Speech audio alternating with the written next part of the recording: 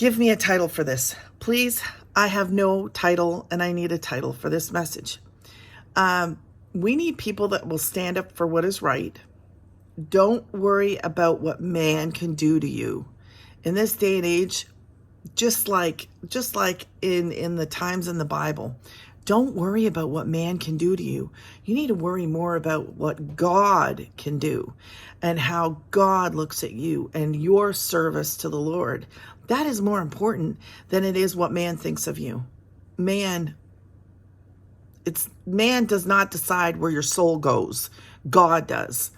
So in Matthew 10:28, it says, "And fear not them which kill the body, but are not able to kill the soul. But rather fear him which is able to destroy both soul and body in hell." So there's a story in the Bible where 3 men were thrown into a fiery furnace because they would not bow down to a golden image that the king had demanded them to. All 3 men were bound up and thrown into the furnace.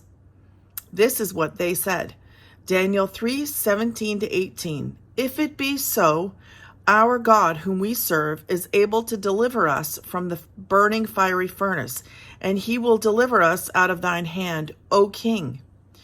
But if not, be it known unto thee, O king, that we will not serve thy gods, nor worship the golden image which thou hast set up."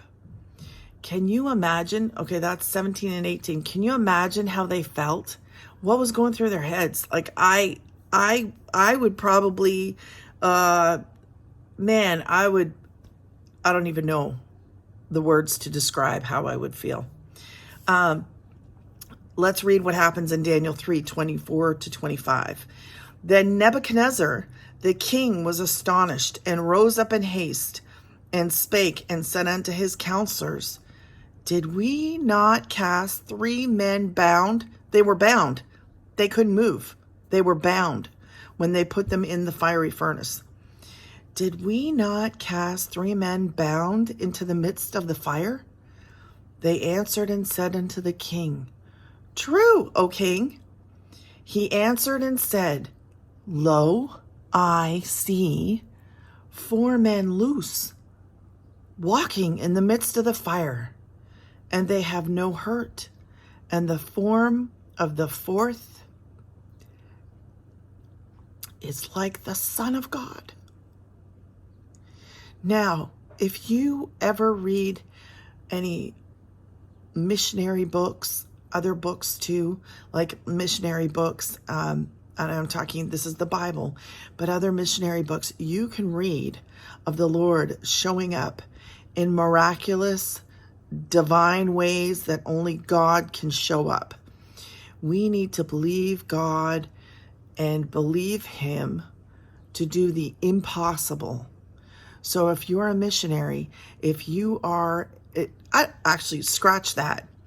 It doesn't matter who you are. You believe God for the impossible today. Believe him for the impossible, because it's us that limits him. Okay? Be encouraged today.